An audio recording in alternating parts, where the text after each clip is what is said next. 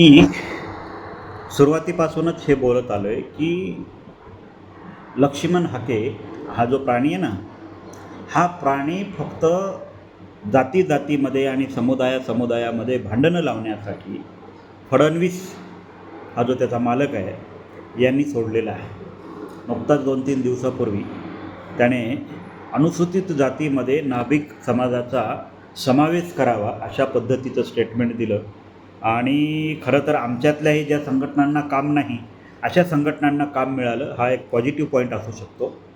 पण मुळात महत्त्वाचा मुद्दा असा आहे की जो आमच्याही संघटनांना माहिती नाही की अनुसूचित जातीचं जे रिझर्वेशन आहे याचा जो बेस आहे त्या बेसमध्ये म्हणजे त्याच्या ज्या बेसिक स्ट्रक्चरमध्ये नाभिक समाज बसतो का, हा एक अतिशय महत्त्वाचा विषय आहे.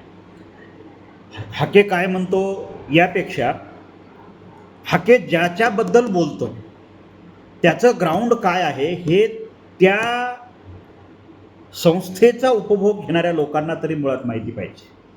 अनुसूचित जातीचं आरक्षण ही एक संस्था आहे, घटनात्मक संस्था आहे. आणि त्या घटनात्मक संस्थेचा जो पाया आहे हा मुळात सामाजिक अस्पृश्यता आहे. आणि नाभिक समाज हा सामाजिक अस्पृश्यतेच्या डेफिनेशनमध्ये येत नाही. कारण त्याला बाबासाहेब आंबेडकरांचं सुद्धा एक अतिशय महत्त्वाचं उदाहरण लागू पडतं. जे वारीक लोक, नाभिक लोक म्हशी भाजरत होते, म्हणजे म्हशींची कटिंग करत होते, हाल्यांची कटिंग करत होते, वगारींची कटिंग करत होते, पाटलांच्या कटिंगी करत होते. अस्पृश्य जातीमधल्या महार आणि मांग या 2 जाती सोडून नाभिक लोक सगळ्यांच्याच कटिंगी म्हणजे सगळ्यांचेच केस भादरण्याचं काम करत होते. त्याच्यामुळं त्यांचा जो स्पर्श आहे तो अस्पृश्यांव्यतिरिक्त इतर जातींना नव्हता. त्यामुळं अस्पृश्यतेच्या डेफिनेशनमध्ये ते येऊ शकत नाही. आणि अनुसूचित जातीच्या आरक्षणाची जी सगळ्यात महत्त्वाची बाब आहे ती अस्पृश्यता आहे. सामाजिक अस्पृश्यता जी आहे ही अनुसूचित जातीच्या आरक्षणाचा बेस आहे. त्यामुळं त्या पॅरामीटरमध्ये, त्या प्रोटोकॉलमध्ये नाभिक ही जी काही जात आहे ही बसतच नाही.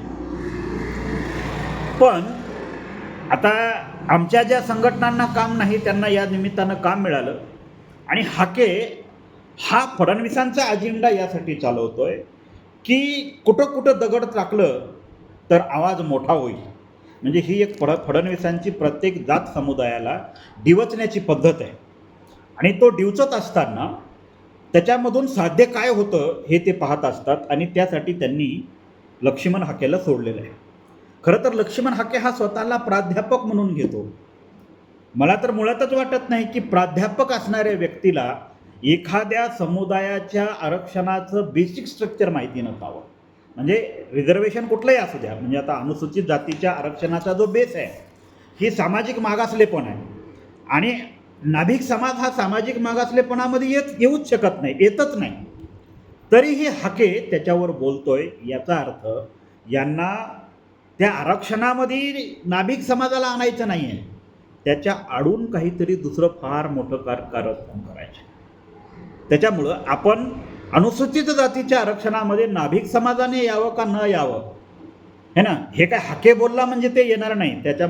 यांना इथं राज्य सरकारमध्ये आरक्षण मिळवायला मराठ्यांना जवळपास आज 40 वर्षे गेलेत. अनुसूचित जातीमध्ये आरक्षण मिळवायला केंद्र सरकारसोबत भांडावं लागतं. ते राज्य सरकारच्या ना हातात आहे ना पायात आहे. मुळात रिझर्वेशन पॉलिसी ही जी आहे ती केंद्र सरकारच ठरवत असतं.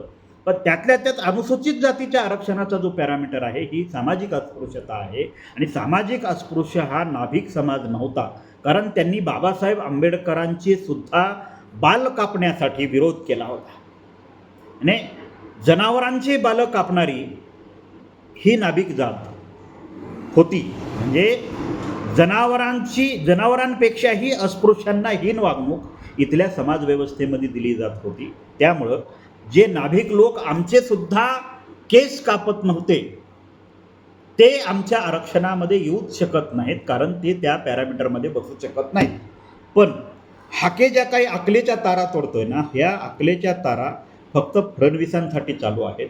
प्रत्येक जात समुदायाच्या रिझर्वेशनवर किंवा भावनिक मुद्द्यावर एखादा दगड फेकायचा आणि तो दगड लागला तर ठीक आहे, तसे झेलणारे आमच्यातही भरपूर आहेत.